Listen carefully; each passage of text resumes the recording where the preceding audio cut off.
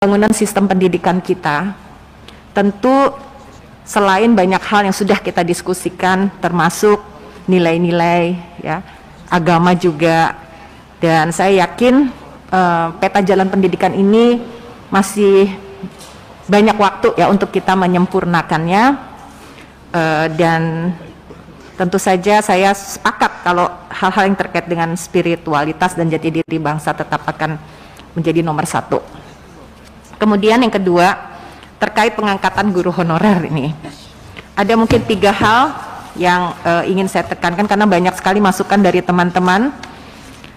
Pertama, mendukung dan mengapresiasi jika memang ada diferensiasi dan afirmasi bagi mereka yang sudah memiliki pengalaman dan lama mengabdi. Nanti ketemunya di mana gitu, tadi Mas Menteri sudah mendengar banyak sekali masukan kita ya. Saya sendiri sebetulnya berharap mereka yang sudah mengabdi di atas 5 tahun tidak perlu tes gitu ya, tetapi kalaupun tadi ada beberapa ketentuan yang mendetail lain, nanti kita akan sepakati bersama. Dan yang kedua, karena melihat memang Pemda termasuk di dapil saya itu di Kaltim baru 50% Pak Ketua jatahnya atau kuotanya bisa termanfaatkan. Saya cek kenapa, memang karena dasar hukum ini. Jadi saya pikir kalau memang bisa diterbitkan satu dasar hukum yang lebih bisa menjadi pegangan gitu ya, karena ada peraturan Menteri Dalam Negeri yang nomor 6 tahun 2021 ini tentang teknis pemberian gaji dan tunjangan yang sudah keluar, yang menjadi acuan Bupati Wali Kota, itu membuat banyak pemerintah daerah jadi ragu, dan mungkin kalau ada peraturan menteri pasti jadi ada celah supaya ada pegangan bagi kepala daerah untuk mengusulkan siapa-siapa yang memang berhak untuk mengikuti atau diangkat menjadi P3K. Salah satunya kami menerima surat tadi dari Perkumpulan Pendidik Bahasa Daerah. Jadi dari ribuan anggotanya tidak ada satupun yang diusulkan oleh Pemda. Mungkin lupa atau bagaimana gitu. Nah ini Pak Ketua, saya kira yang penting kita ingin memberi kesempatan kepada mereka yang berhak, dan pastikan semua kategori guru bisa diberi kesempatan atau formasi. Mungkin satu kalimat terakhir, mendukung Bos Majemuk, keberlanjutan kuota dengan penyempurnaan, dan kalau bisa ada bantuan gawe untuk mereka yang betul-betul sangat membutuhkan. Terima kasih. Assalamualaikum warahmatullahi wabarakatuh. Ternyata 3 menit cepet banget ya.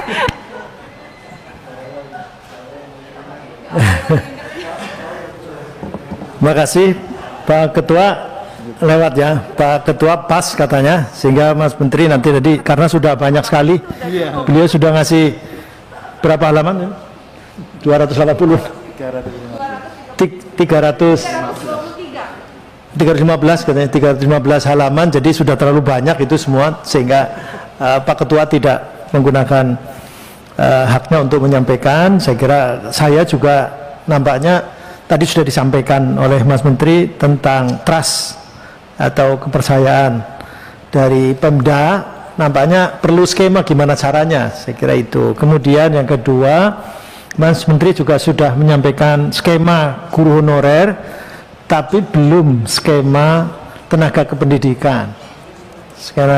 Skema guru honorer sudah jelas sampai ada kasih bonus poin ada apa, tapi skema tenaga kependidikan itu seperti apa belum keluar. Kemudian vaksinasi guru, saya kira ini berita bagus, tetapi juga banyak yang was-was karena muridnya memang lebih kuat, tetapi kan kemarin ketika tatap muka yang awal diprotes oleh asosiasi atau ikatan dokter anak Indonesia. Ini juga saya kira perlu bagaimana caranya supaya murid ini mau seperti apa. Terakhir tentang konsep P3K, ini memang kemarin diskusi di Panja juga karena belum jelas. Jadi konsep P3K ini ada yang SK-nya 1 tahun, ada yang SK-nya 5. Perpanjang menjadi secara jam 12 lewat 20 berarti. Silakan Mas Menteri. Terima kasih. Dalam spirit kesetaraan, saya juga ingin mohon dikasih meter 3 menit Pak, karena saya ingin solider dengan seluruh member anggota Komisi 10. Oke. Nomor 1, semua guru seni, olahraga, dan guru agama, karena guru agama semuanya akan termasuk dalam seleksi P3K. Kita sudah berkoordinasi dengan Kemenak untuk memastikan bahwa formasi tersebut akan masuk. Jadi jangan khawatir, untuk guru seni, olahraga, dan agama akan masuk formasi P3K. Ketiga, secara struktural tidak ada yang namanya formasi kalau bukan ASN, kalau nggak ada yang namanya ASN kalau bukan lembaga pemerintah. Jadi nggak ada namanya formasi atau P3K untuk swasta. Itu memang secara teknis dan undang-undang yang namanya P3K itu ya kalau kerja di sekolah negeri ya, atau di lembaga negeri kita. Jadi mohon bisa dijelaskan secara struktural memang itu terjadi. Jadi ini adalah membuka lowongan kerja, memprioritaskan yang sudah ada di sekolah negeri kita, tapi tidak menutup kemungkinan untuk bagi yang swasta kalau ingin bergabung. Jadi mohon itu kan itu adalah strukturnya memang begitu ya. Itu kamu bahasa Jawa itu. Ada beberapa isu lain, kalau itu yang paling besar tadi. Untuk guru 3T akan ada kebijakan yang sangat spesifik ke daerah-daerah 3T kita. Nggak cukup hanya dengan P3K pengangkatan. Mereka butuh bantuan guru pendukung, guru penggerak, mereka butuh banyak lagi. Jadi itu strategi terpisah. Ini tidak akan menyelesaikan masalah guru di 3T. Itu butuh benar-benar spesifik itu. Mengenai disabilitas, kita akan pastikan bahwa di isu mengenai apakah mereka akan diangkat apa tidak itu menjadi salah satu hal yang harus kita pikirkan dan mengkaji.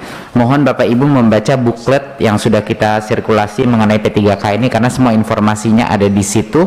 Mungkin tadi ada beberapa komen yang mungkin belum melihat bahwa ini sebenarnya sudah melakukan prioritasi untuk tahun ini Pak, makanya nggak ada CPNS mulai lagi tahun depan, tapi ini agar kita memprioritaskan guru-guru honorer terutama yang ada, bukan guru-guru lain. Tentunya CPNS akan berlanjut, tapi berlanjutnya di tahun berikutnya. Mengenai isu dengan aturan dengan Kemdagri, itu merupakan suatu hal yang akan kami kaji lebih jauh. Dan syarat ikut ASN P3K itu cukup NIK dan terdaftar di Dapodik, tidak perlu persetujuan kepala daerah. Jadi mohon itu juga dikonfirmasi. Dan untuk poin yang terakhir, ini saya harus menyebut sekali lagi sebagai penutup bahwa mohon tidak mempercayai apapun informasi yang ada di masyarakat yang sama sekali tidak benar. Kemendikbud tidak akan pernah dan tidak pernah akan menghilangkan pelajaran beragama. Agama adalah prinsip esensial daripada peta jalan pendidikan.